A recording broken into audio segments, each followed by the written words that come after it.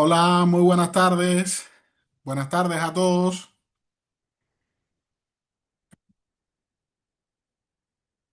Buenas tardes, profesor. Natalie, muy buenas tardes. Gracias. ¿Cómo están todos? Buenas tardes, José Luis. Buenas tardes. ¿Qué tal, Claudia? ¿Cómo está? Adela, buenas tardes. Rose, Buenas buenas tardes, tardes. profesor, ¿cómo está? Muy bien, muchísimas gracias, José. Buenas Muy buenas tardes. tardes para todos. Buenas tardes, profesor. Muy buenas tardes, José. Anay, tenemos un número significativo conectados a sala desde bien temprano. Muy bien. Les Buenas agradezco tardes, sobremanera a profesor. todos. Muy buenas tardes. Qué bien, falta un minuto solamente. Son exactamente las 6:59 minutos hora de España. Me imagino que una diferencia de entre 4 y 6 horas aproximadamente para todos ustedes. Sí, perfectamente, me parece excelente. Muy bien. Eh, Profesor, una consulta sí, previa. ¿Son 2 horas de clase? sí, José. A ver, en esta ocasión van a ser 2 horas. Quizás no complete las 2 horas. Vamos a tener de clases una sola hora, pero la segunda hora es para orientar la primera actividad de la materia que ustedes tienen. A ver, como les explicaba anteriormente, eh, esta materia, cada actividad de contenido se planifica para una sola hora, pero se planifican además de la hora extra de la sesión de presentación que aconteció la semana pasada, se diseñan 4 sesiones de refuerzo. Y estas son, por ejemplo, esta sería la primera para orientar la actividad número uno. Una para cada actividad, las 3 actividades que ustedes tienen, y una sesión como, es decir, aproximadamente unas 2, 3 semanas antes del examen final, que se desarrolla una sesión extra también de refuerzo, que es para explicar la naturaleza del examen. De hecho, yo les pongo hasta un ejemplo de examen que se ha aplicado en momentos anteriores y que evidentemente no está dentro de los modelos de examen que se les va a aplicar a ustedes, pero les traigo hasta un modelo de examen para que ustedes lo vean cómo es, la estructura, de qué forma se pregunta. Trato de buscar alternativas de respuesta con ustedes para que más o menos modelar la respuesta. Es así, José. Yo entiendo que es incómodo y además concuerdo con lo que usted decía, si mal no recuerdo, la semana pasada, de que 2 horas ya esto tiende a ser hasta un poquito antipedagógico y es verdad. Porque mantenerse concentradas las personas en una hora, que además una hora se va rápido, pero ya dos tiende a ser un poquito que más de lo necesario. Es lo que tenemos, Alfredo. No va a ser siempre, solamente van a ser, además de esta de hoy, 3 sesiones más que van a estar distribuidas en las 16 semanas en que vamos a estar trabajando.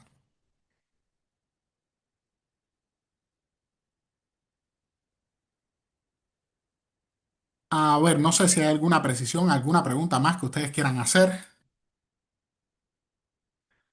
Bueno, yo reitero la bienvenida a todos nuevamente a esta segunda sesión que vamos a estar trabajando en esta materia, modelos pedagógicos y currículo en educación superior.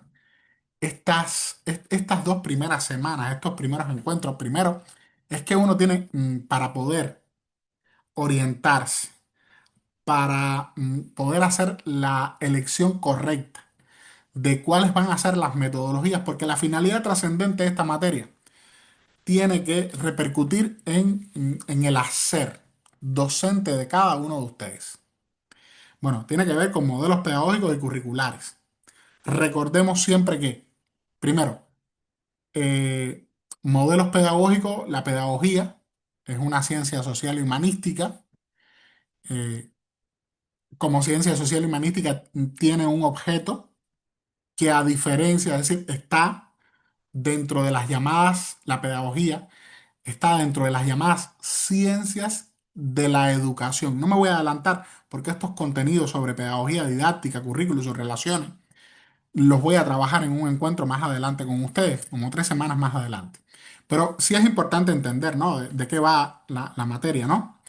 La pedagogía es una ciencia social y humanística y está ubicada dentro de las llamadas ciencias de la educación, con una diferencia importante. Hay otras ciencias de la educación como es la psicología de la educación, la sociología de la educación, la filosofía de la educación.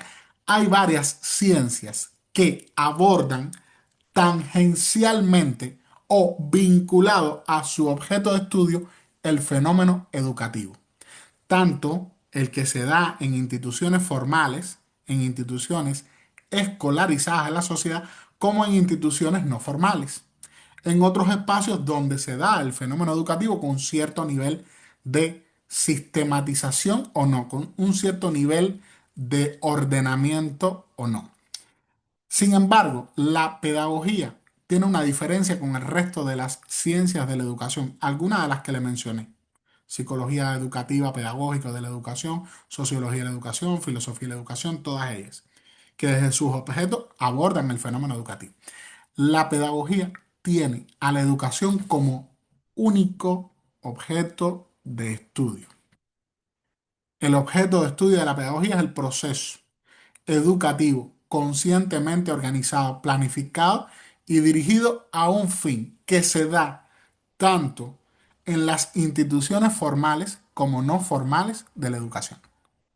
Es decir, no solamente los procesos educativos que ocurren en las instituciones escolares, también que pueden ocurrir en entornos comunitarios, laborales, en contextos familiares también, de alguna forma también aborda porque vincula la pedagogía, establece, es decir, busca esas relaciones entre escuela y familia. La escuela con el resto, digamos, de las agencias o agentes socializadores del desarrollo humano. Entonces, en este sentido, un poco que nosotros lo primero que vamos a hacer en esta materia es ir a las bases de estos cambios, estas transformaciones que están en torno a ese modelo pedagógico, a esa concepción pedagógica de la educación superior, que comienza, es decir, que está vinculado a eso que le hemos dado a llamar Espacio Europeo de Educación Superior y el llamado también proceso de Bolonia. Para entender todos los cambios que se vienen gestando en los últimos 27 años en Europa y que han tenido un impacto, una repercusión en el resto del mundo. Porque estos cambios se han convertido como una especie de buque insignia para revolucionar, para provocar una revolución, digamos, transformadora en el ámbito de la educación superior. Y los que tenemos larga data en educación superior. Bueno, yo no diría que en larga data. Eh, este cantante argentino que dice que 20 años no es nada. 20 años sí no, no es que no es nada, ¿eh? 20 años es muchísimo. Y ya yo llevo 23 años ininterrumpidos trabajando en educación superior.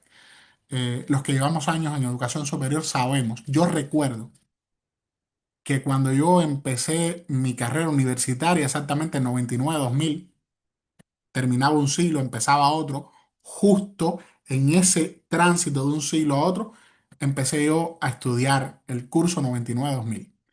Empecé mi primer año de universidad. Y en aquellos primeros años no se oía hablar de evaluaciones de la calidad, de acreditación de carreras, nada de eso existía. Pasaron años, yo me gradué de la universidad, defendí mi tesis doctoral y a partir de ese momento, estoy hablando del año 2009, 2010, empezó a sonar, al menos en mi país, toda esta, digamos, todas estas cuestiones relacionadas a, se creó en mi país la primera institución de calidad, la Junta de Acreditación Nacional, adscrita, como, digamos, una dependencia del Ministerio de Educación Superior, orientada a la acreditación de la calidad de carreras, de las figuras del posgrado, maestría, doctorado. Se empezaron a organizar mejor estas figuras del posgrado, muy centrada en la educación superior, en la formación, el grado, y empezó a estructurarse mejor. Y todos esos procesos han venido propiciando cambios. Fíjense, todos los cambios que se han ido dando en el entorno europeo de educación superior han ido teniendo un impacto en toda Latinoamérica. Y al menos en algunos países en los que yo tengo, con los que tengo contacto, con los que mantengo relaciones, en los que he podido trabajar, como es el caso de Ecuador, con los que mantengo trabajo, me mantengo vinculado a universidades ecuatorianas, eh, también con la UES, la Universidad Estatal del Salvador, vínculos con aspirantes de doctorado que me ha tocado fungir como su tutor en universidades también colombianas, como es el caso de la Universidad de Nariño. Ahí estuve trabajando con un aspirante de esta universidad, ya egresado, defendió su título de doctorado hace 2 años casi ya. En fin, esto me ha permitido constatar de que todos los procesos de cambio que se han ido gestando en torno al espacio europeo de educación superior han ido de alguna manera irradiando estas políticas a, sobre todo, a los países de Iberoamérica.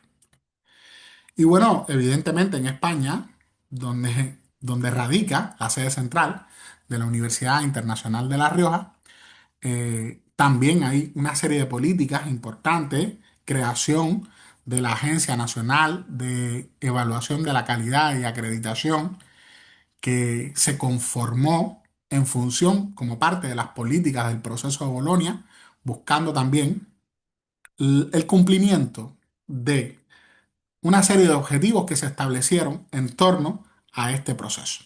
Bueno, ¿qué vamos a estar hablando en esta sesión de hoy? Si ustedes me lo permiten, yo voy a pasar a compartir pantalla con ustedes la presentación que traigo para compartir. Como les comentaba, en esta primera parte, esta primera hora, vamos a estar trabajando estos contenidos. A mí me gustaría al final, fíjense, que ustedes compartan un poco las vivencias, las experiencias que tienen en relación con los aspectos que vamos a estar un poco que discutiendo, presentando, y cómo de alguna forma estos elementos han llegado a cada uno de sus países. Y ustedes advierten la manifestación de estos elementos que se ciernen como, digamos, los elementos esenciales, puntuales, pilares básicos de la transformación en eso que nosotros estamos debatiendo y dialogando en torno a eso que llamamos Espacio Europeo de Educación Superior o proceso de Bolonia, que bueno, tiene que ver con la primera tarea que ustedes van a realizar, la primera actividad importante que van a realizar en esta materia, que es un poco que hacer un análisis crítico valorativo centrado, digamos, en ventajas y desventajas del proceso de Bolonia. Y lógicamente, ventajas y desventajas desde las perspectivas, desde las propias vivencias que ustedes tienen en su contexto socioprofesional. Bueno, empezamos el tema número 2, que digamos que es una extensión de las políticas en educación superior universitaria, más desde una perspectiva europea de este proceso de Bolonia, de ese proceso, de ese espacio europeo de educación superior en construcción, en ciernes. Vamos a estar analizando hoy esencialmente, eh, digamos que los actores claves de este proceso. Se considera que, digamos que la política más ambiciosa, el proyecto de reforma de las universidades, de construcción de un modelo de universidades más completo, más ambicioso, más acabado, con el que contamos hasta nuestros días, es precisamente este que se desarrolla en torno al espacio europeo de educación superior. De ahí el impacto y la trascendencia del mismo. Evidentemente, detrás de un proyecto de esta naturaleza hay un grupo de, digamos, de miembros importantes, digamos, de los órganos políticos, decisores de las políticas en materia de educación, personas que, digamos, instituciones, organismos que velan, que aseguran, que hacen un monitoreo, un seguimiento, una evaluación sistemática del impacto de todas estas políticas que se van construyendo en el concurso, es decir, en las sinergias de todos los actores de este proceso. Actores, digamos que hay organismos internacionales involucrados, órganos consultivos que son instituciones que responden por los distintos, digamos, procesos que se desarrollan en las instituciones de educación superior, los propios ministros, los ministerios de educación superior de cada uno de los países que se involucran en estos procesos, las organizaciones estudiantiles que son muy importantes y también, digamos que las federaciones, las organizaciones de profesores, y ahí veremos que la organización más grande que existe hasta este momento, que integra profesionales de la educación superior, se vincula, es uno de los órganos consultivos de este espacio europeo de educación superior, de este llamado proceso de Bolonia. Detrás hay una trama de relaciones de actores que van tejiendo, van dibujando todo esto que llamamos espacio europeo de educación superior. Hay muchísima discusión, hay mucho análisis, hay mucho estudio, debate, hay elaboración de políticas que van un poco que acercando las prácticas en educación superior a las demandas que se van presentando a nivel, desde el punto de vista científico, tecnológico, social. Nosotros estamos en la llamada cuarta revolución industrial, la cuarta revolución científico-tecnológica. Nosotros estamos asistiendo a ellas. Bueno, caracterizada por el uso de la inteligencia artificial, la nanotecnología, la domótica, la bioingeniería, es decir, hay muchos elementos que están reformando el uso intensivo de las redes sociales. Todo esto está provocando, digamos que esta llamada cuarta revolución industrial o revolución 4.0, a la que estamos acudiendo y la que estamos viviendo todos nosotros, que evidentemente reforma, lo está reformando absolutamente todo. Está teniendo un impacto porque está modificando, digamos, los escenarios, los contextos laborales, las actividades, las tareas, las funciones que los profesionales en la actualidad realizan. Hoy, la asistencia de inteligencia artificial, de dispositivos digitales, eh, informáticos, que te permiten automatizar procesos, hacen que cambien las profesiones. Hoy hablamos, por ejemplo, de mecatrónica. Hay una mezcla de mecánica y electrónica. A mí me llama mucho la atención que hace quizás 20 años atrás, un poco menos, usted llevaba un coche, un taller, y los mecánicos trabajaban a la vieja usanza, ¿verdad? Y tenían una serie de indicadores para poder hacer las defectaciones, los diagnósticos del estado técnico del vehículo. Hoy créanme que esto funciona de una manera muy diferente. Usted lleva un coche al taller en la actualidad, claro, estoy hablando de países por lo general con un determinado nivel de desarrollo, y usted llega ahí con su vehículo y tienen una especie de dispositivo de diagnóstico informático especializado, lo conectan a la centralita del vehículo y ahí le sale una serie es decir, hay una serie de códigos que son parámetros que tienen una determinada lectura, pero que le dice, es decir, el estado técnico de cada uno de los componentes del vehículo que son sometidos a revisión. Y créanme que eso es lo que va a misa, ¿eh? Los mecánicos no se toman mucho el trabajo de verdaderamente testear por otras vías, como lo harían de manera tradicional hace 10, 15, 20 años atrás, si uno de los componentes que puede estar dando un fallo está verdaderamente dañado, puede ser hasta un error tecnológico de este dispositivo que utilizan. No, eso es lo que va y es lo que toca. Hay un cambio y ya está. Modifican piezas, sustituyen y andando. Entonces, fíjense que ya las competencias no son las mismas que se requieren de un profesional. Y estoy hablando del ámbito de la mecánica automotriz, donde hay mucha electrónica ahora, sobre todo por este, digamos, este tránsito de la movilidad de combustión a una movilidad eléctrica, buscando también esa armonía, ¿no? Esa coexistencia, evitar, es decir, reducir de manera significativa los gases de efecto invernadero. Son todas una trama de políticas que están engarzadas una con otra. Eso va ocurriendo. Hay políticas que se van trazando en función de preservar el medio ambiente. Estas tienen un impacto, lógicamente.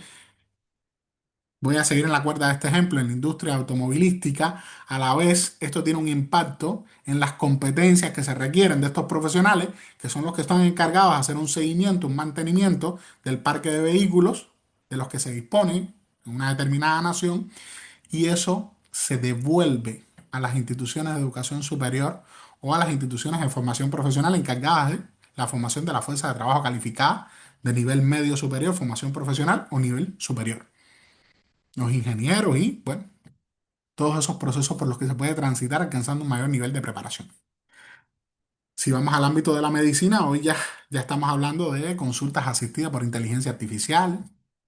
Estamos hablando de que puede estar un profesional de la salud en un determinado habitáculo y puede estar realizando una intervención quirúrgica sin estar directamente presente por mínimo acceso un paciente, es decir, lo está haciendo asistido desde el punto de vista robótico.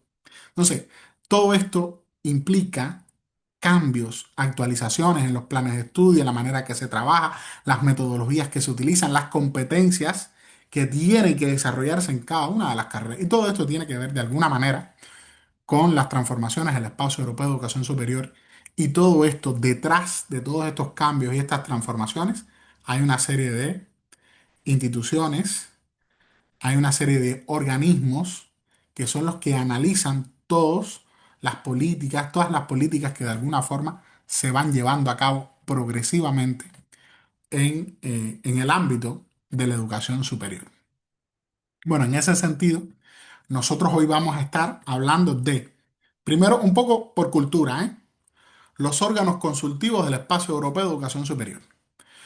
Todo lo que ocurre como cambio y transformación en el ámbito de la educación superior y quiénes están detrás. A identificar algunos de ellos. Yo hablo con claridad meridiana. Hay una serie de acrónimos importantes que aprenderlos cuesta trabajo. Todos los organismos tienen acrónimos y de hecho algunos de estos acrónimos, digamos que tienen una especie de duplicidad, como en el caso del CEPES, ¿no?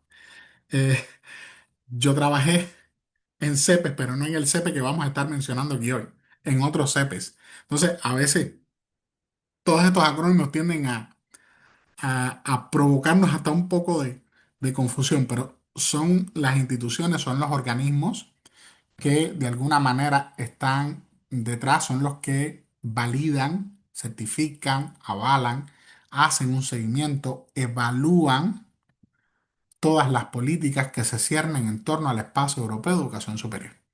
Y bueno, un poco que en síntesis, brevemente, porque este no es el único encuentro que vamos a dedicar a eso, vamos a empezar a mencionar, digamos que los cuatro objetivos fundamentales del nuevo modelo de universidad. El que rompe con esos modelos, digamos, napoleónicos, humboldtianos, el modelo británico también de educación superior que imperaron durante todo, es decir, hasta el siglo pasado. Sin embargo, hay, es decir, un tránsito, una revolución epistemológica dentro de la universidad y un cambio de visión que creo yo, desde mi modesta experiencia, que se ha acelerado de manera significativa a partir del 2020 con bueno, todo lo que provocó la COVID, el aislamiento, la búsqueda de tener, es decir, niveles de dar continuidad a los procesos, entre ellos los procesos formativos, y eso volvió, es decir, la mirada a las tecnologías ya se venía trabajando, ya había universidades que funcionaban muy bien en sus modalidades online. Sin embargo, esto hoy se ha sobredimensionado, se ha redimensionado exponencialmente y es muy difícil. Es decir, todas, de hecho, las universidades que históricamente habían funcionado en variantes presenciales, hoy se reclama, se exige sobremanera que cada una de sus carreras tenga un diseño, un montaje estructural completo de sus carreras, de sus figuras del posgrado, maestría, doctorado u otras, los tengan también diseñados a la variante online. Bueno, ahí hemos tenido que involucrarnos mucho, ¿no? En construir estos procesos, muchas veces sin todos los recursos para ello. Bueno, vamos a estar hablando de estos dos primeros puntos en esta sesión de hoy y quedará para la semana próxima, ¿no? Para la semana posterior al día, es decir, la semana del 6, del día 5, perdón. 6, lunes 6, del lunes 6 al 10, que ahí retomaríamos. Vamos a tener una semana, la próxima, de descanso por Semana Santa, justo y merecido para todos nosotros, y retomamos posteriormente. En ese momento entonces estaríamos abordando el punto 2.4 y el 2.5, que tiene que ver con la concreción de este espacio europeo de educación superior en el caso particular de España y la dimensión social de educación superior.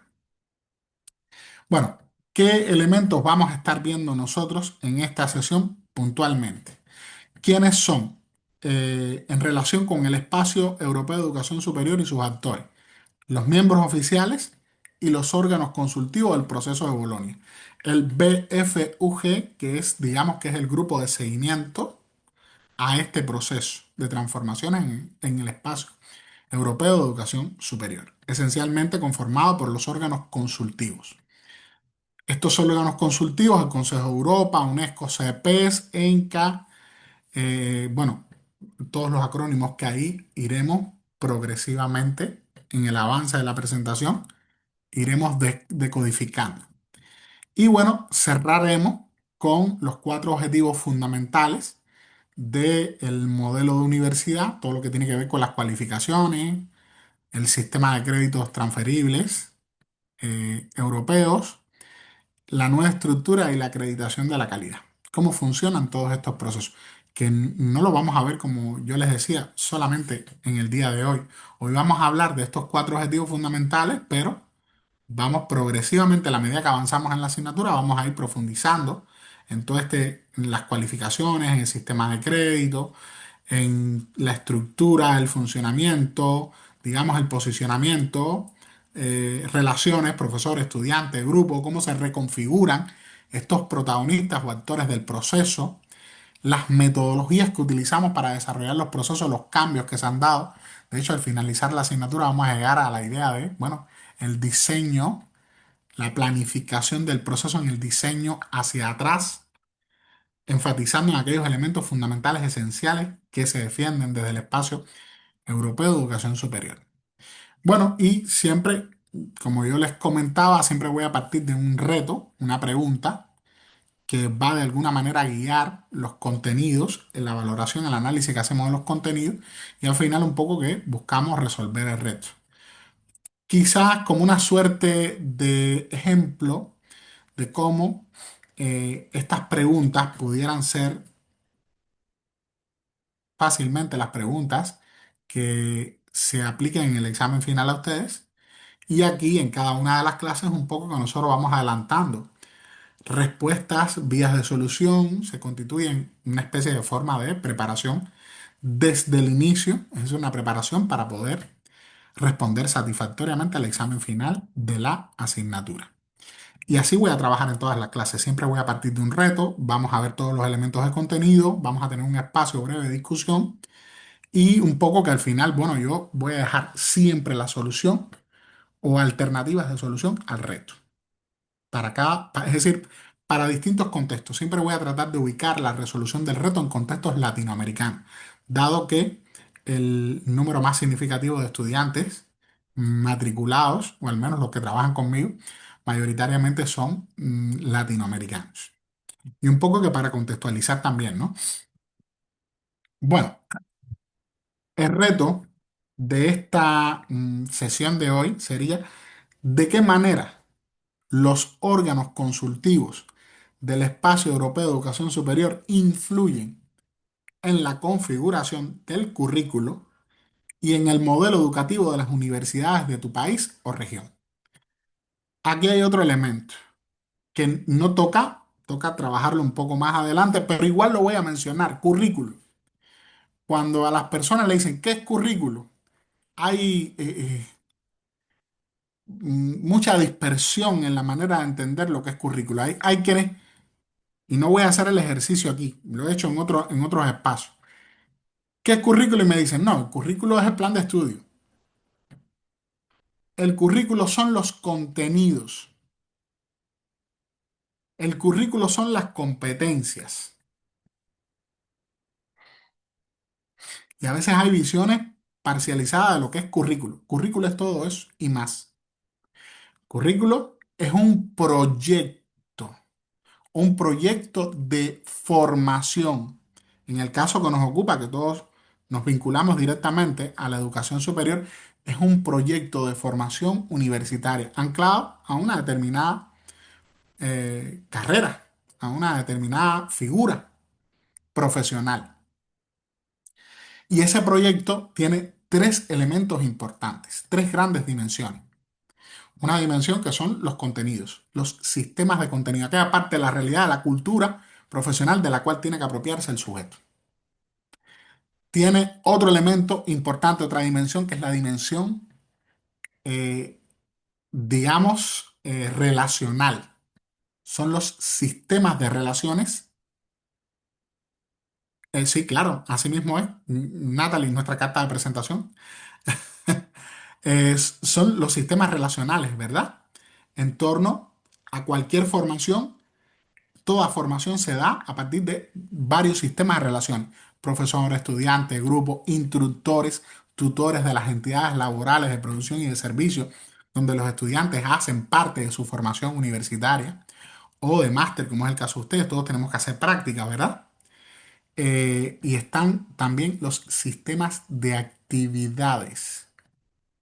Todo tipo de actividades, tareas, y esas pueden ser en contacto con el docente, en relación directa con el docente, de manera sincrónica, las tareas autónomas, individuales, independientes, las actividades grupales de autoestudio, son todas, es el cúmulo de tareas diseñadas que hoy, todas estas que de alguna manera se computan dentro de ese sistema de créditos que no solo tiene en cuenta esa relación, ese tiempo de interacción profesor-estudiante, sino que tiene en cuenta todo el tiempo de dedicación del estudiante para resolver el sistema de actividades que se diseña para su formación, que es parte de ese proyecto y es una de las dimensiones importantísimas del currículo. Por lo tanto, decimos que el currículo es un gran proyecto que integra tres dimensiones. Una dimensión que tiene que ver con los contenidos de los cuales tiene que apropiarse el sujeto. Otra dimensión que tiene que ver con las actividades que tiene que desarrollar. Recordemos que actividades de comunicación son fuente del desarrollo. Y tercero, sistemas de relaciones. No todo lo hace exclusivamente en la universidad, lo hace en otras entidades. Hablamos de aprendizaje en servicio, son todo un cúmulo de actividades dedicadas, orientadas a el bienestar, el progreso social, en pro social. Y eso también es parte de la formación social, de la formación ciudadana del ser humano, que es un elemento hoy que se defiende sobremanera en educación superior. Y es parte de esos cambios, de esas transformaciones. La universidad ya no está encerrada dentro de sus muros, está volcada a lo exterior, a la sociedad. Bueno, todos estos elementos de alguna manera, como estas políticas del Espacio Europeo de Educación Superior influyen en la configuración de ese currículo, visto de esa manera, y en el modelo educativo de las universidades de tu país o región. ¿Cómo se va desarrollando, cómo se ha construido, cómo se establecen las relaciones, cómo se organiza el proceso? Un poco porque muchas veces nos damos cuenta de por qué los cambios, ¿no? ¿De dónde vienen? A mí, pues lógicamente, en el año 2002 yo fui a un proceso de capacitación, ya era doctora en ciencia, yo defendí mi título de doctorado en el año 2009 Y en el año 2012 salgo de colaboración, fui a una actividad, digamos, de movilidad de investigación. Me fui como asesor a otro ministerio, fue un proyecto de investigación y fue también como una especie de estancia de investigación que hice fuera de mi país. Y al regresar me mandan a una capacitación al Ministerio de Educación Superior. Y ahí yo hago toda una preparación como evaluador externo. Como tenía experiencia internacional, todos los que fueran doctores tuvieran experiencia internacional y sus temas de investigación estuvieran vinculados de alguna manera a procesos investigativos. Y mi tesis doctoral fue un modelo de diagnóstico integral, aunque iba referido esencialmente a subjetividad humana, pero yo de alguna manera tenía que hacer un levantamiento. Es decir, era un modelo de diagnóstico para personas que se preparaban para la vida laboral. Por lo tanto, levantaba muchos elementos que tenían que ver con, bueno, tu desarrollo y tu predisposición de cara a una determinada figura profesional. Pues Michael, tú cabes muy bien ahí, vas para allá. Y ahí fue un proceso de preparación y salí con un certificado muy bonito que se parecía hasta el título de doctorado que decía experto para la evaluación y acreditación de la calidad, tanto en mi país como internacionalmente. Eso lo que trajo consigo fue que después tuviera yo que ir frecuentemente en procesos de evaluación y acreditación de programas de maestría y doctorado, cosa que agradecí sobremanera porque eso fue una tercera, cuarta, quinta de las escuelas que he pasado en mi vida. Uno aprende muchísimo en esos procesos, porque vemos las buenas prácticas y las malas prácticas en diferentes contextos y en digamos, en las diferentes figuras. En este caso de posgrado, porque era maestría y doctorado. Y todo eso, en el 2012, cuando yo fui a capacitar, me decía, ¿de dónde viene todo esto? No lo entendía. Venía, lógicamente, es un influjo de todo este proceso llamado proceso de Bolonia, espacio europeo de educación superior. Por tanto,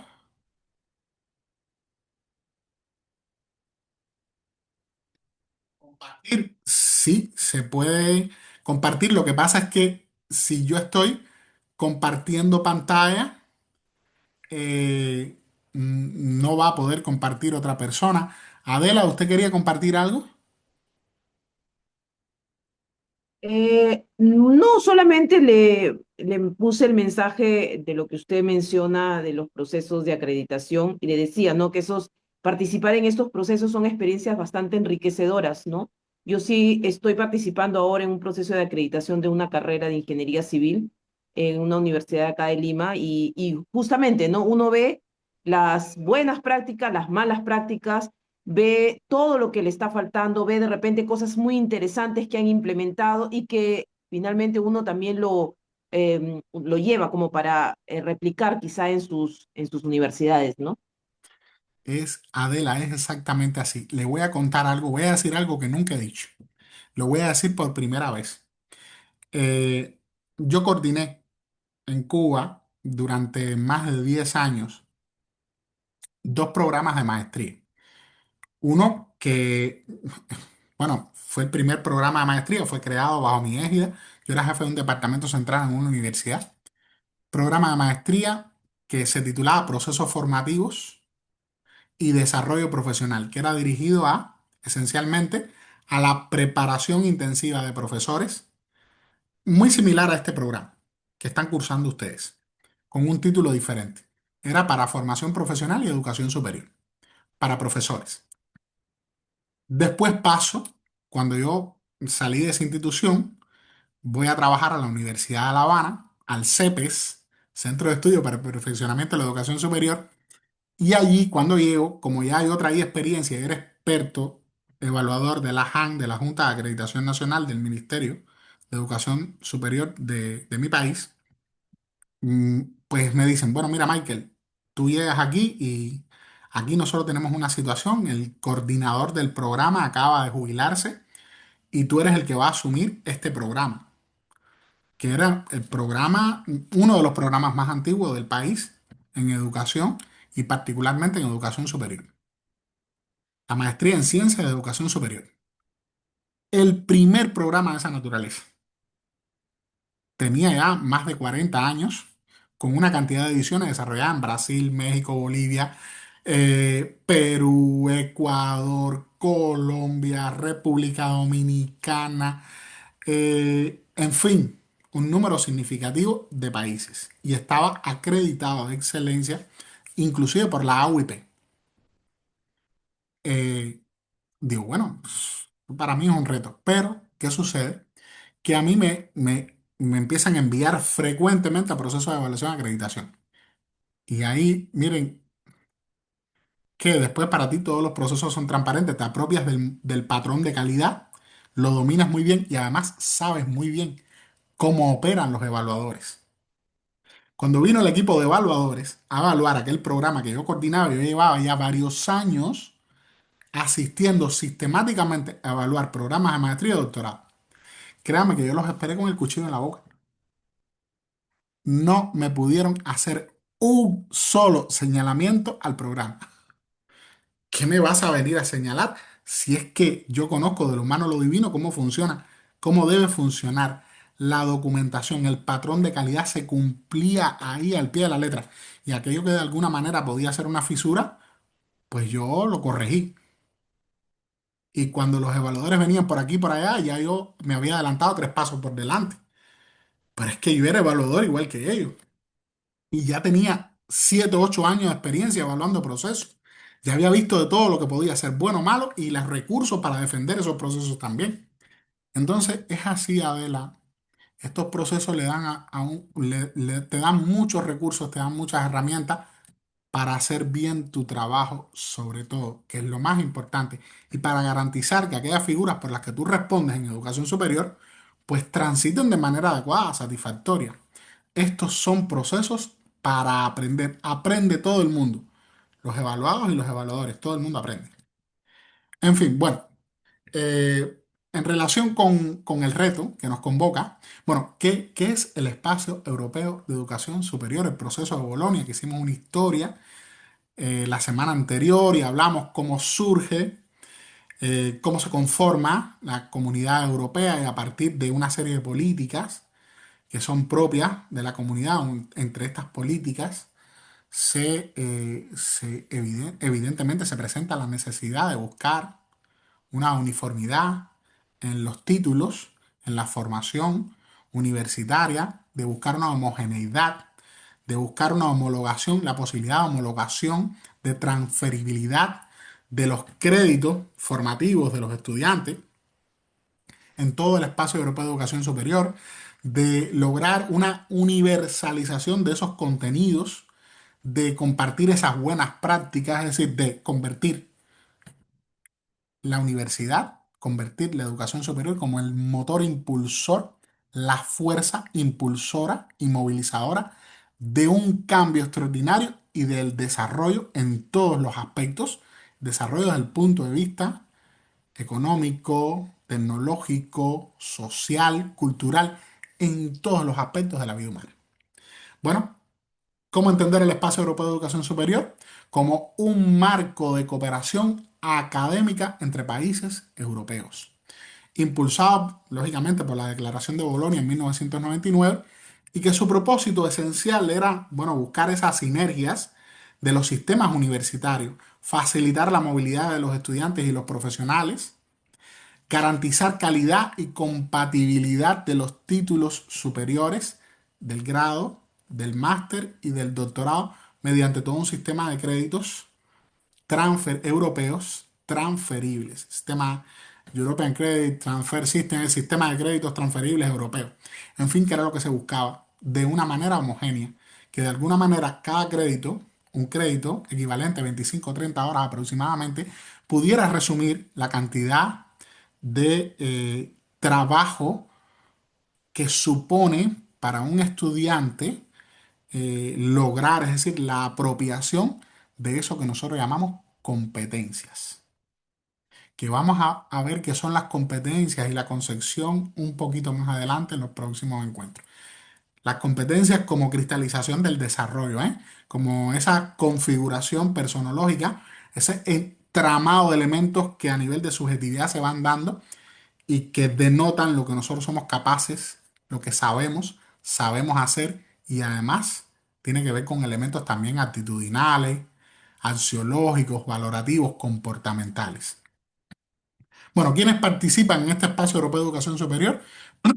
Además de los representantes políticos, que son los miembros oficiales, como veremos, los ministros de los países, el Consejo de Europa, participan una serie de órganos consultivos que son el llamado BFGU, que son los que hacen el seguimiento al proceso de Bolonia y contribuyen directa o indirectamente en su configuración.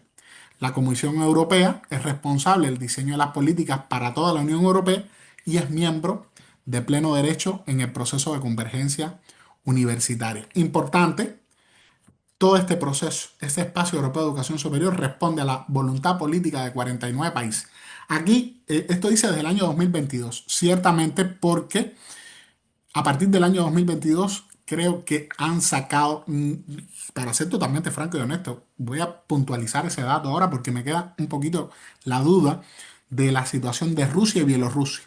Porque Rusia y Bielorrusia antes del 2022 eran miembros también del Espacio Europeo de Educación Superior, pero eso yo creo que ellos se les sacó fuera con todo este fenómeno, esta situación de la guerra de Ucrania, ustedes conocen y todo lo demás, y ellos no sé exactamente la situación legal en que se encuentran. Y por eso puede alterar un poquito el número ahí, pero también es decir, parte de estos países que se conformaban.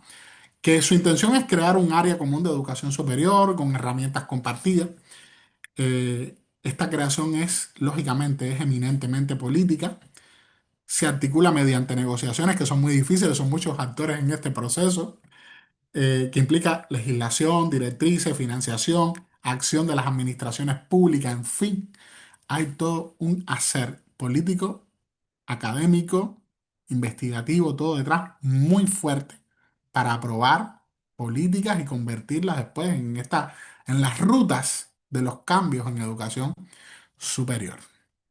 Y verán ustedes que hay un número de órganos que no son pocos y que cada uno tiene su función y que hay que buscar ahí la sinergia, hay que buscar las convergencias, hay que buscar acuerdos ahí para echar adelante estas políticas. Yo creo por eso es que es uno de los proyectos más grandes, más ambiciosos, muy complejos además, por, digamos, la trama de actores de este proceso. Bueno, involucra el proceso de Bolonia a miembros oficiales y órganos consultivos. Los miembros oficiales, como les comentaba, la Comisión Europea, encargada de los tratados, y los ministros de los 49 países participantes. Vuelvo y les digo, creo que Rusia y Bielorrusia están fuera de la jugada, discúlpenme la expresión.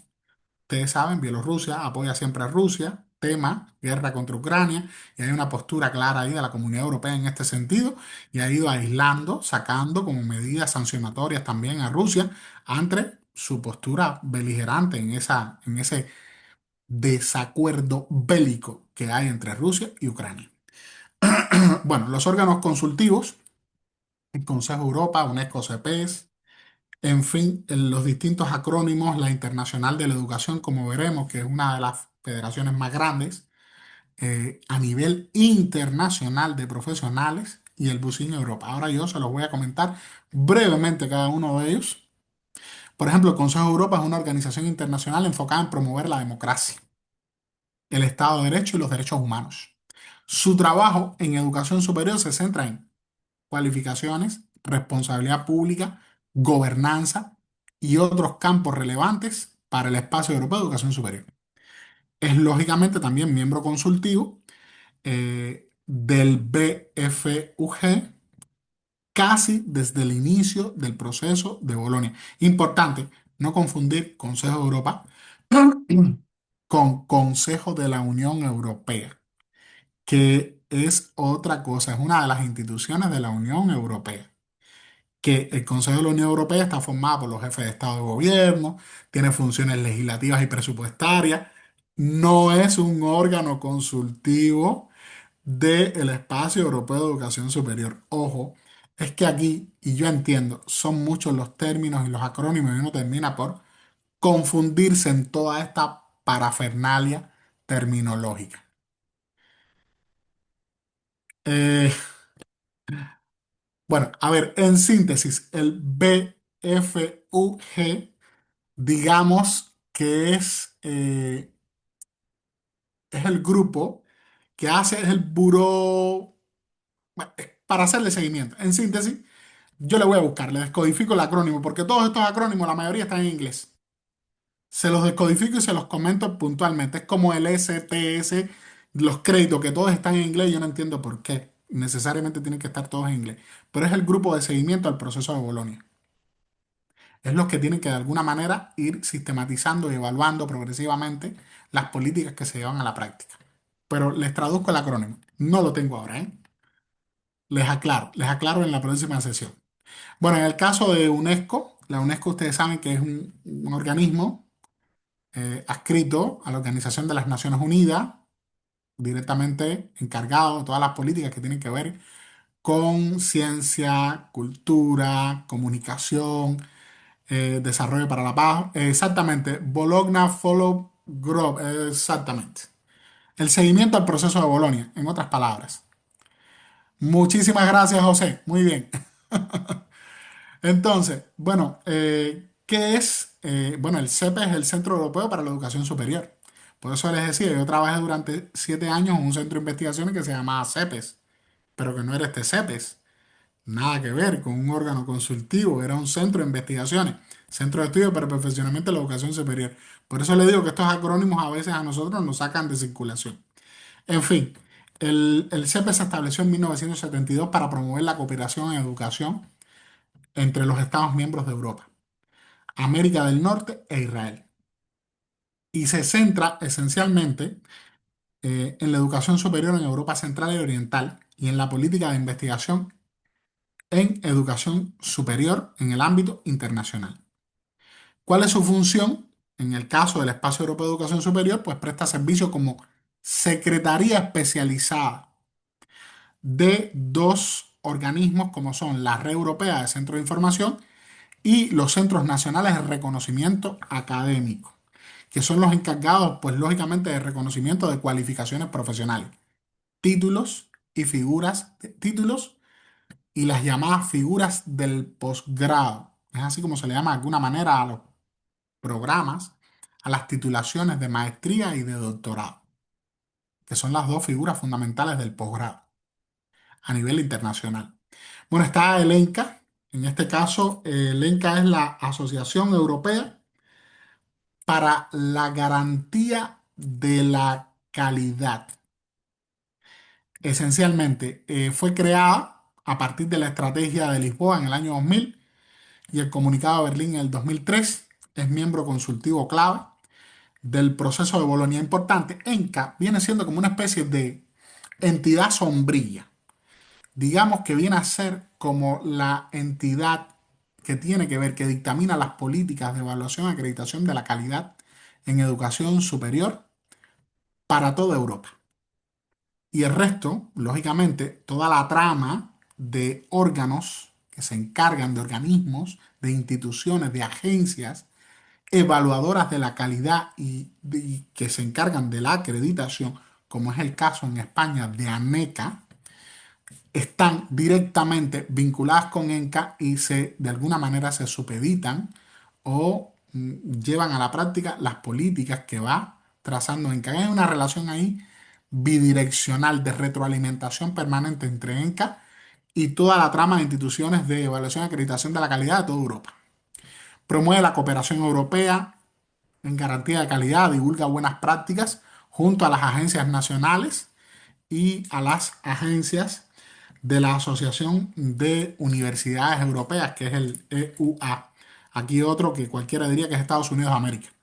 En fin, que todos estos acrónimos a veces, ya les digo, vuelvo y confunden, tienden a confundir. Bueno, el grupo de cuatro, que junto con otros de los órganos, forma el llamado grupo de cuatro que organiza el Foro Europeo de Garantía de la Calidad, ECAF, también centrado en estos elementos. La Asociación Europea de Universidades, que suma en este minuto más de 850 universidades de 48 países europeos. Y bueno, su función fundamental es garantizar la voz de las universidades con gran influencia en política de educación superior, investigación e innovación. En España, La conferencia equivalente es la CRUE, Conferencia de Rectores de las Universidades Españolas. Entonces, esta Asociación Europea de Universidades, aquí se discuten, se trazan políticas, se debaten también las problemáticas fundamentales que tienen las instituciones de educación superior. Y todo esto se va haciendo llegar, hay espacios de discusión, de análisis, de debate colectivo, donde se van construyendo políticas para todo, digamos, el espacio europeo de educación superior. Como les decía, pues construyen estos espacios para compartir buenas prácticas de cooperación, apoyan los objetivos de desarrollo sostenible. Todo esto está relacionado, ¿eh? El espacio europeo de educación superior, los objetivos de desarrollo sostenible, que les precedieron a los objetivos de desarrollo sostenible, los objetivos del milenio, que vinieron creando las condiciones para esto. Hay todos una sinergia de procesos desarrollados que van en función, pues lógicamente, del progreso, del desarrollo en todos los sentidos.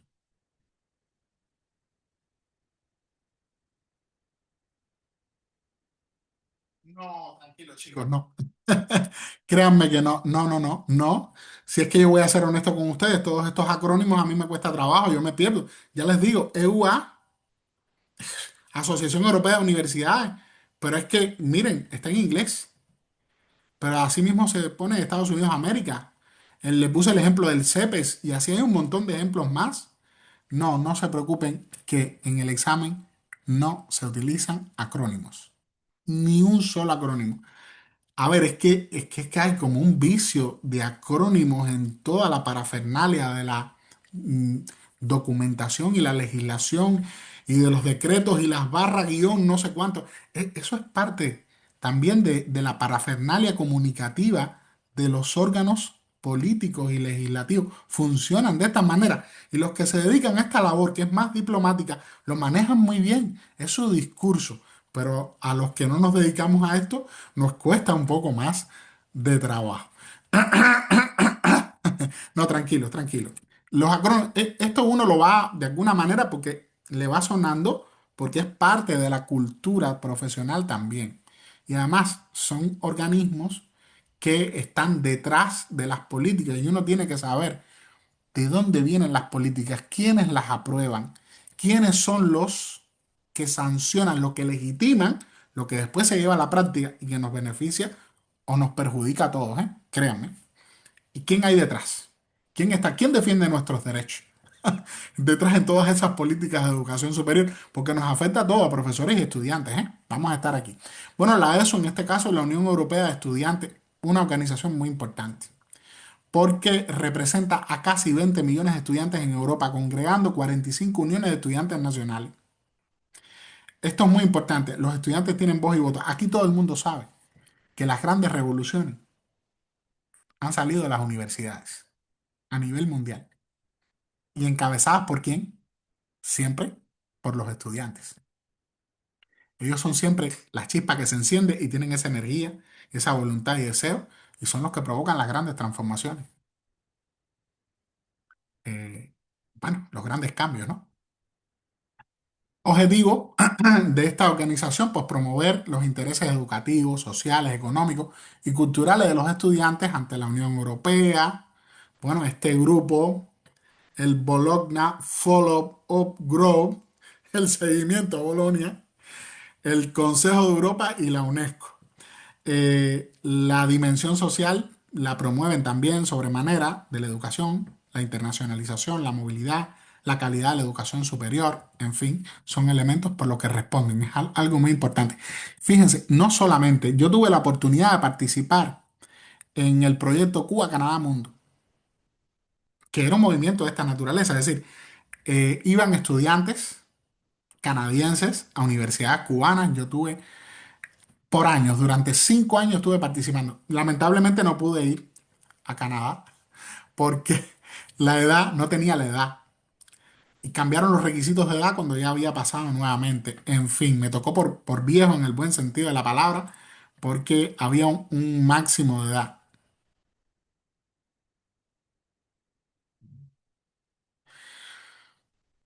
A ver, yo no tengo acceso al grupo de WhatsApp. Por favor, los que lo tengan, que le ayuden a Lourdes, está pidiendo que le envíen el link para unirse por el grupo de WhatsApp. Yo ahí sí no les puedo ayudar, no tengo esos accesos, chicos.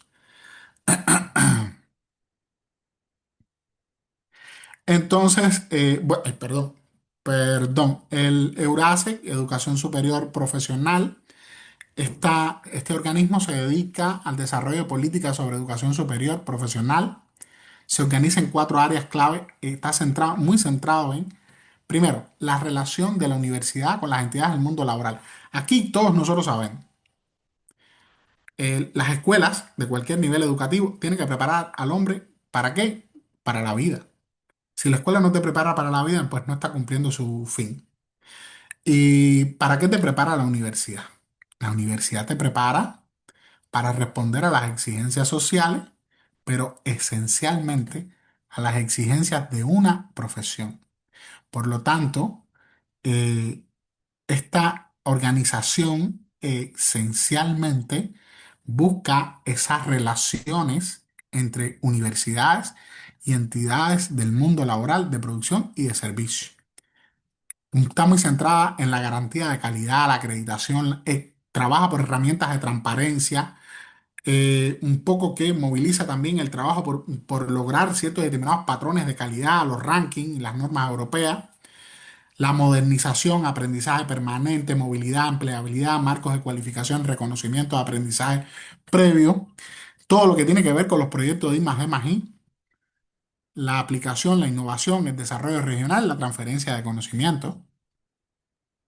La Internacional de la Educación, aquí les decía que este es, digamos que es la federación internacional más grande que hay en la actualidad. Estamos hablando de que tiene 383 filiales en el mundo entero. Y estamos hablando de 178 países y territorios con 32 millones de afiliados, docentes y personal representado. Es descomunal. ¿Qué defiende esta organización, la Internacional de la Educación? Una educación de calidad para todos, derechos y condición del personal docente, igualdad de género en y a través de la educación como servicio público, no actividad comercial. Trabajan con la UNESCO, con la OIT, Organización Internacional del Trabajo, la ONU, ejercen presión sobre la OCDE, eh, el organismo, bueno, en fin, del Comercio para el Desarrollo, el Banco Mundial, la OMC, es decir, que también es un miembro consultivo, en este caso, para el seguimiento del Bologna Follow-up Groups. En fin, el Busing Europa, muy centrado en la competitividad, la empleabilidad también, es el principal defensor del crecimiento y la competencia a nivel europeo, presente en 35 países, plantea que las necesidades del mercado laboral deben estar en el centro de la educación y propone tres elementos claves para la empleabilidad. Competencias genéricas. Esto es muy importante.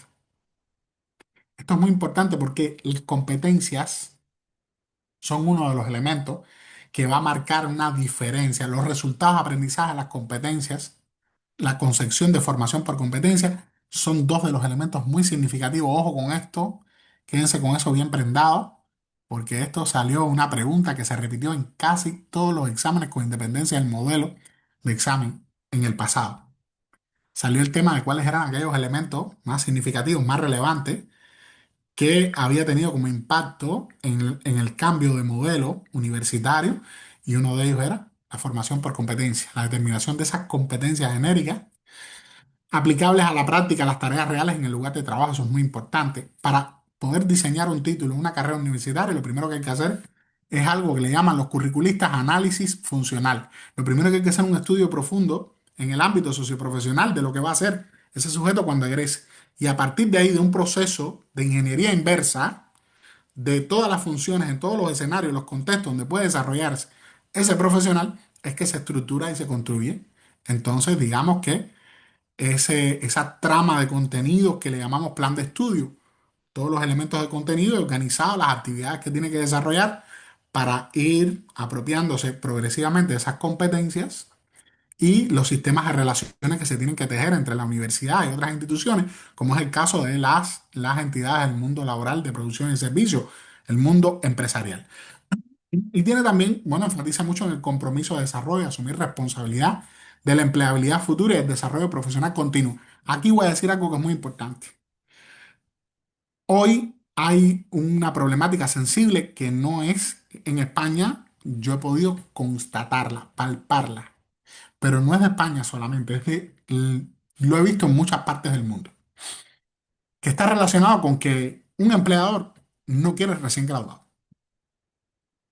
porque no quiere tener que enseñarle a una persona lo que tiene que hacer. Lo quiere madurito, formado, listo para hacer tu actividad, para que seas productivo, eficiente. Todo empleador quiere eficiencia. Y un recién graduado supone que tiene que completar su formación porque le falta experiencia. Y cuesta trabajo. A veces que los recién graduados encuentren rápidamente trabajo es un problema, es decir, la edad y la experiencia.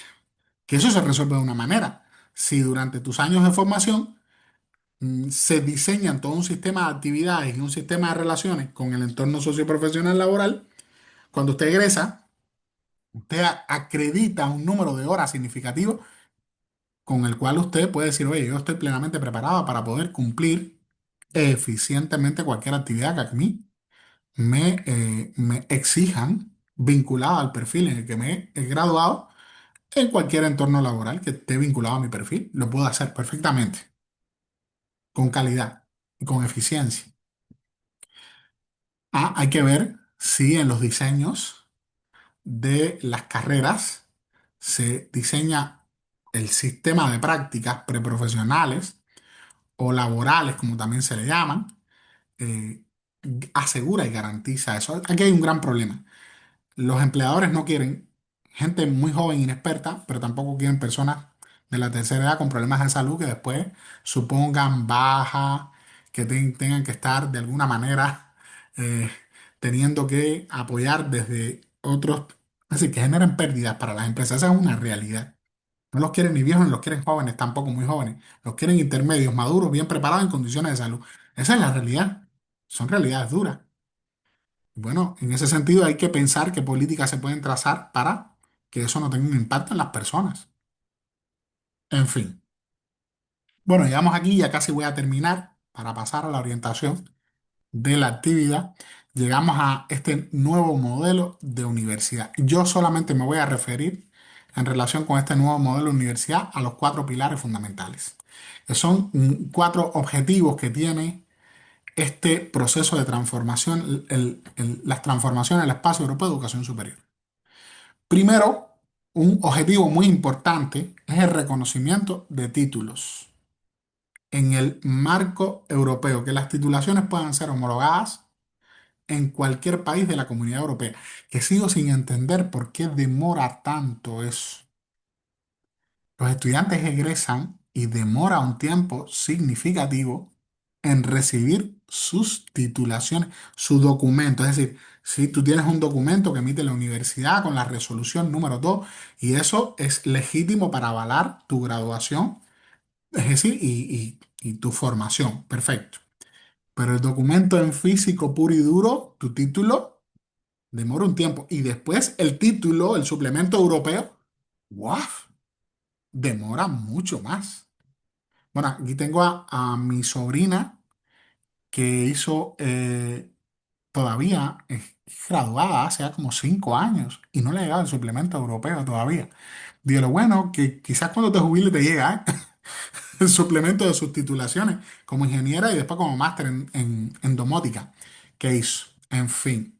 Estos procesos son muy lentos, no sé cuál es el camino, no conozco el camino para la acreditación. Hay un reconocimiento más expedito, pero después que el documento físico con todas las firmas, los cuños, la rimbombancia, que uno quiere coger y poner en un cuadro y colocarlo en la pared, pues demora años en llegarte, ¿eh?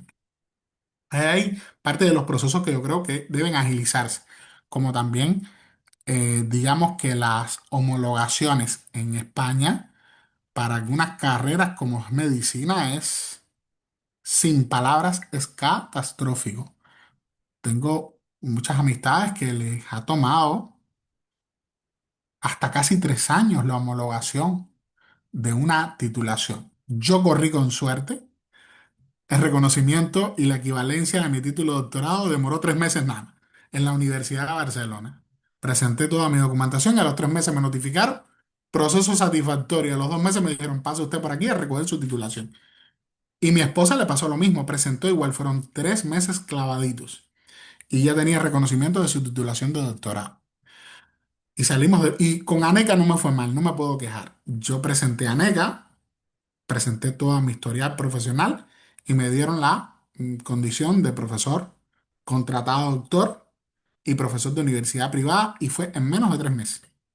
Así que me voy a portar bien, estar callado en este sentido, que en las agencias evaluadoras y los procesos que he pasado ha sido rápido y eficiente. Bueno, el sistema de crédito es importante también, es otro de los objetivos de este proceso de educación, Espacio Europeo de Educación Superior. Hay que buscar un sistema de créditos coherente a partir de los cuales se pueda medir exactamente el tiempo de dedicación y de formación que acredita las competencias que se supone que tú posees para el ejercicio de una determinada actividad. Y ahí había como lograr eso. Les comento, hasta hace algún tiempo los créditos eran, es decir, el cómputo de crédito era distinto. Hoy estamos hablando que un crédito está en el entorno de 25 o 30 horas de dedicación para todo tipo de actividades y de acciones que tengas que desarrollar en función de tus competencias profesionales, socioprofesionales. Antes era mucho más. La nueva estructura, hay una nueva estructura bien concebida que eh, cumple ese principio de formación para toda la vida. A ver, ¿hay alguien que quiere intervenir? ¿No? Sí, dígame, Nevenka. No, tengo una duda, profesor, yo en este tema. Cuando vemos el tema se llama pedagogía, ¿no? Y nos dicen que nosotros como docentes debemos ser guías del alumno. No está mal ese término, porque la pedagogía es cuando el docente enseña, es decir, él es el líder del aula, y no sería mejor tocar el tema andragogía, A donde es ver, el profesor el guía. Me genera esa una duda. Nevenka, yo le agradezco mucho la pregunta que usted hace. Mire, la pedagogía tiene algo que se llama taxonomía, que viene siendo como la clasificación de las distintas ramas de la pedagogía, como ciencia universal de la educación. La andragogía es la pedagogía de adultos, así como es la paidología, la pedagogía de los niños, de las primeras edades. Entonces, ¿qué sucede? Que esto que usted me acaba de comentar está dado porque hay una confusión entre pedagogía y didáctica, que son dos ciencias relacionadas, pero que no tienen el mismo objeto. La pedagogía opera en un plano más general como guía de conducción de todos los procesos formativos, no solamente en esa relación directa de encuentro que se da entre profesor, estudiante y grupo, y que nosotros llamamos proceso de enseñanza-aprendizaje, sino que trasciende ese proceso y va, por ejemplo, a actividades con la comunidad, a relaciones con el sector empresarial. Parte de la formación tiene que ver con el componente práctico, tiene que ver con el componente investigativo individual que realiza el estudiante. Es decir, son otros procesos. Y a esos procesos más generales, de ellos se ocupa es parte de los procesos formativos universitarios la pedagogía. Ahora, la didáctica se encarga de una parte, digamos, más específica de esos procesos, que es el proceso de enseñanza-aprendizaje, que es su objeto a diferencia de la pedagogía. Entonces, ahí, por eso es que hay algunos ruidos y eso lo vamos a aclarar. Nosotros tenemos un encuentro más adelante que tiene que ver con pedagogía didáctica y currículo. Y ahí vamos a hacer las distinciones, Nevenka. Esa pregunta que usted me ha hecho es buenísima y porque es una cuestión que genera dudas, inquietudes. Y yo les voy a decir de dónde viene esta problemática. De las dudas y las inquietudes que tiene que ver también con la manera en que se ha tratado esto en la literatura y el desconocimiento durante un periodo importante de tiempo de la pedagogía, que se consideraba una pseudociencia o que no era ciencia. Y toda la carga se resumía en la didáctica. Hace algunos años, de alguna manera, han legitimado el papel de ciencia integradora de la pedagogía. Eso lo veremos dos encuentros más adelante. Aquí hay un tema muy interesante, hay tela por donde cortar aquí, ¿eh? Nevenka, gracias. Gracias, profesor. Entonces, bueno, la estructura, a ver, aquí la idea de la formación continua. Cuando nos graduamos en la universidad, créanme, que lo que conocemos, lo que hemos visto es la puntita del iceberg, ¿eh? Y todo lo que tenemos por detrás es mucho. Por eso es necesario profundizar algunos países, como es el caso de España, para dedicarte a una determinada actividad, tú tienes que hacer una maestría. Si no tienes la maestría, pues no te puedes dedicar a esta actividad. Pues no logras tener, es decir, que te contraten, no logras tener una contratación porque el programa de maestría es vinculante directamente a una actividad. Y es obligatorio tener que hacer el máster. Si no, no puedes. Y esto se va generalizando. De hecho, créanme, le digo, porque no hay una carrera de educación superior. Este máster que todos ustedes hacen en algunos países es vinculante para poder trabajar en educación superior. Yo trabajé en la Universidad de La Habana y recuerdo que como sabemos que no hay carreras universitarias que formen profesores para educación superior, sino que las propias carreras se nutren de los egresados de las mismas, se seleccionan estudiantes muy buenos, con muy buena proyección, muy buen desarrollo, les dan una preparación y se quedan como parte de los claustros, pero no tienen formación pedagógica.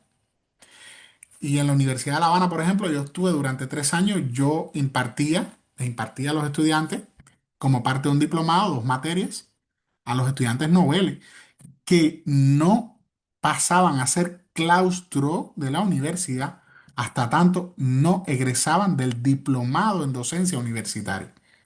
Era condición obligatoria pasar el diplomado que duraba un año, defender el trabajo final del diplomado satisfactoriamente con una calificación notable, de notable en adelante, para poder quedarse en la universidad como profesor, ¿eh? Y bueno, yo creo que súper, y además con la condición de que automáticamente durante ese año terminas el diplomado, pero tienes que estar matriculado en un programa de maestría, que si no es en educación superior, tiene que estar vinculado a tu área de conocimiento, a la que tú vas a impartir. Y éntrale fuerte a los procesos de investigación y preparación docente y las miras, si estás en la universidad, hay una solución para ti. La finalidad trascendente a corto plazo es hacerte doctor en ciencias. ¿Por qué? Los profesionales universitarios investigamos en 2 líneas: el contenido que impartimos y la actividad que desarrollamos. Y nosotros tenemos que innovar en ese sentido. Tenemos que actualizar los contenidos, tenemos que renovar la manera en que hacemos nuestro trabajo para llegar mejor a nuestros estudiantes. Y eso, la vía para hacerlo es ese proceso de formación continua, maestría y doctorado. Y después lo que va tocando por ahí para allá, que tienes que ir produciendo para alcanzar las titulaciones en cuanto a las categorías docentes o investigativas. Y bueno, la acreditación de la calidad en estos procesos, que ahí las agencias cumplen una función esencial. De estos elementos vamos a profundizar un poco más adelante. Estos 4 objetivos, es decir, diseñar los sistemas de crédito, de reconocimiento de las titulaciones, estructurar, organizar esa formación en educación superior, en la estructura de grado, maestría y doctorado como un proceso de formación continua en la universidad, y diseñar toda la estructura de acreditación de la calidad básico y esencial para lograr un funcionamiento riguroso, homogéneo, que tributara, evidentemente, a convertir la educación superior en el motor fundamental, impulsor del desarrollo en todas las áreas de la vida del ser humano, vinculadas a la vida, al hacer del ser humano. Bueno, ahí yo les recomiendo, aquí hay un video sobre el proceso de Bolonia, es larguito, ¿eh? Ese video dura más de 1 hora, pero ustedes pueden irlo viendo a retazos, que es muy interesante, hay valoraciones muy buenas, hay otros, pueden buscar, hay muchos, ¿no? A mí ese me pareció muy bueno, de 1 hora y media aproximadamente, pero está muy bien porque no es reciente, es de algunos años, pero va explicando meticulosamente las esencias del proceso de Bolonia y las repercusiones que va teniendo desde el punto de vista social. Hay también documentos importantes en el material a fondo que yo recomiendo que ustedes a las lecturas posteriormente. Bueno, con relación al reto, y de esta manera casi termino para pasar a la orientación de la actividad, que no le voy a dar muchas largas a esta orientación para no dilatar tanto estas 2 horas de trabajo. Bueno, la pregunta de qué manera los órganos consultivos del Espacio Europeo de Educación Superior influyen en el currículo y el modelo educativo de las universidades de tu país o región. ¿Cómo resolver el reto?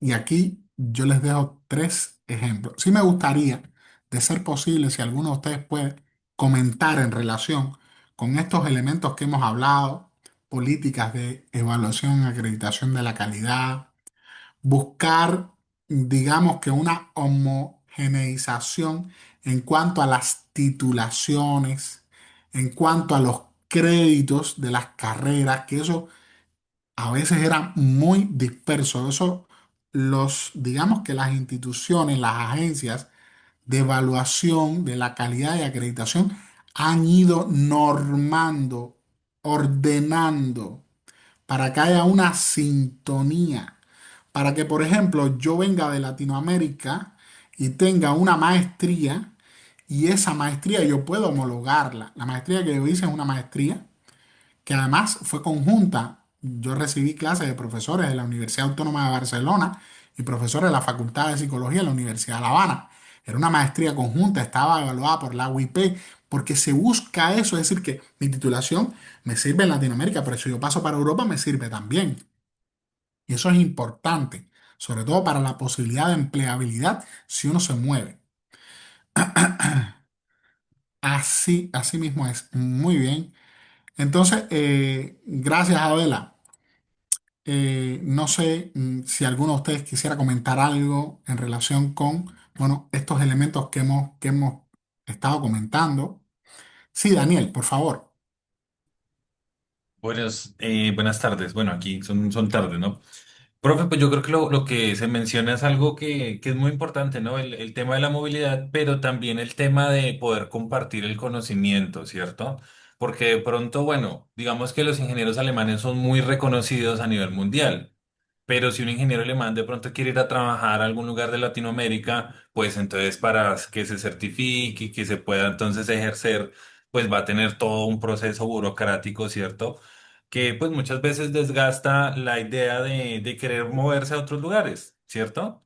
Incluso puede que sea también al revés. Desde Latinoamérica muchas personas que son muy talentosas, incluso pueden tener sus propios métodos de vanguardia y todo, pero al querer moverse hacia Europa no pueden por la burocracia, por un montón de cosas, entonces la gente como que termina desistiendo en muchos casos de ese tipo de situaciones. Entonces yo creo que esa colaboración es muy importante y como usted lo menciona, pues es un proceso que se ha venido dando de manera progresiva, pues porque todos venimos de un momento en el cual la comunicación era mucho más lenta y entonces organizar las leyes incluso entre países vecinos era muy problemático y pues eso ha venido, digamos, solucionándose a medida que va avanzando la tecnología y ya podemos comunicarnos de manera eficiente y todo.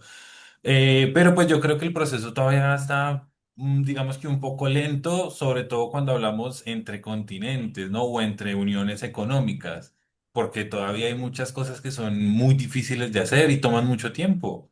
Sí, por ejemplo, para homologar un título en diferentes países, incluso dentro de la misma Unión Europea, a veces puede haber como algunos asuntos. Digamos, yo homologo en España, pero entonces el título en Alemania puede tener una connotación diferente si yo soy una persona que viene de América Latina. Entonces, siempre ha sido para mí, digamos, como una pregunta de ¿por qué no se le ha dado digamos, tanto tiempo y tanta relevancia a todo esto, siendo que es una medida de colaboración que le puede servir a todos? Porque al final todos se pueden beneficiar de ese paso, digamos, de profesionales, pues, con diferentes habilidades. Daniel, yo he hecho esa pregunta y usted sabe qué respuesta me han dado. En Palacio las cosas van despacio. Sin palabras. Eso tiene un nombre, Daniel. Burocracia. No es otra cosa. Funcionarios trabajan hasta las 2 de la tarde, tienen meriendas intermedias y no se pueden desgastar mucho. Y los procesos que pudieran agilizarse y hacerse muy rápido, muchas veces son muy lentos, innecesariamente. Burocracia, hay mucha burocracia. En fin, y con eso tenemos que ir trabajando. Pero tiene toda la razón, ¿eh? Hay procesos que van lentos, hay procesos que están demorados, hay políticas que son muy buenas. También es muy complicado para algunos países, ¿eh? Fíjense cuántos organismos detrás, si se va a importar estas visiones, estos modelos, detrás hay que diseñar toda una infraestructura, tiene que haber apoyo también. eh, Tiene que haber un presupuesto para sostener estas instituciones, estos profesionales que se dedican a toda esta labor de evaluación, de acreditación, de homologación. Es complicado. Diseñar toda esta infraestructura es bien complicado, ¿eh? No es sencillo. Por eso es que estamos hablando, son más de 20 años en este proceso, ya casi 30, ¿no? Exactamente 26, 27 años exactamente del proceso, de que inició el proceso Bolonia en el 99. Estamos en el 26 y todavía creo que hay camino por recorrer, hay muchas cosas por hacer. Lógicamente los cambios que se van dando van teniendo una repercusión que va de alguna manera revitalizando esos procesos. A ver, algo más. Bueno, miren, aquí yo les dejo algunas opciones, algunas respuestas posibles. Dice Nicole, en Chile existe el CUESH, Consorcio de Universidades de Estado de Chile, donde se reúnen los rectores de las universidades y trabajan colaborativamente para la calidad de la educación superior.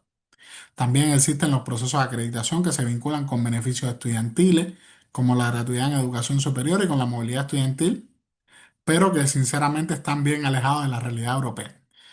Eh, no, tranquila, no te preocupes que yo entiendo, Nicole, perfectamente eso, que muchos de ustedes están en plena actividad laboral. Te agradezco mucho tu intervención.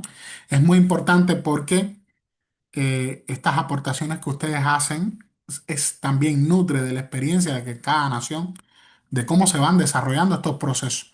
Porque, a ver, el Espacio Europeo de Educación Superior se convierte como una especie de, como le decía, buque insignia.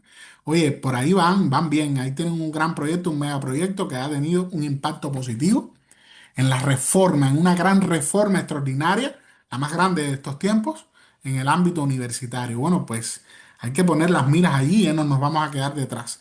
Y el mundo entero se mueve en este sentido. Y bueno, pero cada nación, cada país, pues va trazando, va desarrollando sus procesos, sus políticas a un ritmo y con sus condiciones y sus posibilidades. Y conocer, tener un poco de cómo eso va ocurriendo y las dinámicas como son, sería muy interesante. Bueno, ahí yo les dejo posibles alternativas de solución desde esta visión de los órganos consultivos, cómo pudiera impactar en universidades mexicanas, colombianas y argentinas. Y bueno, que les sirva a ustedes de referencia también como parte de la preparación para el examen.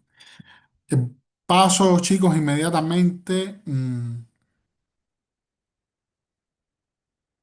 No, no, créame que no. Mire, el caso de los países asiáticos que dice Ross. Yo trabajé con chinos. Trabajé con varias ediciones de chino en la Universidad de La Habana. Créanme que las universidades en este momento, en los primeros lugares del ranking, de los distintos rankings internacionales de universidad, se encuentran varias universidades chinas. De hecho, China está logrando posicionarse en ese sentido de manera extraordinaria. Pero aquí hay un modelo distinto de educación. Miren, es otra cosa, es otra historia. El modelo de educación chino nada tiene que ver con esta visión del espacio europeo de educación superior. Yo voy a buscar algunas pinceladas porque que los chinos tienen un pensamiento totalmente distinto a nosotros los occidentales. Su estructura de pensamiento, la manera como nosotros entendemos las cosas desde el punto de vista de occidente, nada tiene que ver con la cultura de los chinos. Yo voy a traer alguna información y le voy a compartir en las próximas sesiones algunas pinceladas de estos elementos de las transformaciones, pero estamos hablando es que es otro mundo, ¿eh? Esto es otra cosa, es otra historia, ¿eh? Bien, dice Nevenka que en el Perú tienen la ANUP, que es la Asociación Nacional de Universidades Públicas. En fin, Rosa, yo voy a traer algunos elementos de las transformaciones en China, en las universidades, sobre todo las universidades de puntería chinas. Muy bien, que no por gusto se están colocando, como les decía, en los primeros lugares en el ranking internacional y desplazando a universidades que históricamente estuvieron en los primeros lugares, ¿eh? En fin, no solamente las chinas, japonesas, estos asiáticos son realmente, ellos son muy vivos. Bueno. Bueno, importante revisar el foro de la actividad número uno. Ahora yo les voy a pasar a orientar la actividad número uno rapidito, es breve, es sencilla, no va a ocupar mucho tiempo. Y bueno, en la próxima clase pues vamos a ir a continuar profundizando en los objetivos, estos cuatro objetivos. Esencialmente vamos también a entrar en el entorno europeo, perdón, el entorno español, como les comentaba al inicio, cómo estas políticas van aterrizando en el contexto de España, ¿no? En fin, en España y volvemos sobre los asuntos en Latinoamérica, cómo se mueven estos aspectos.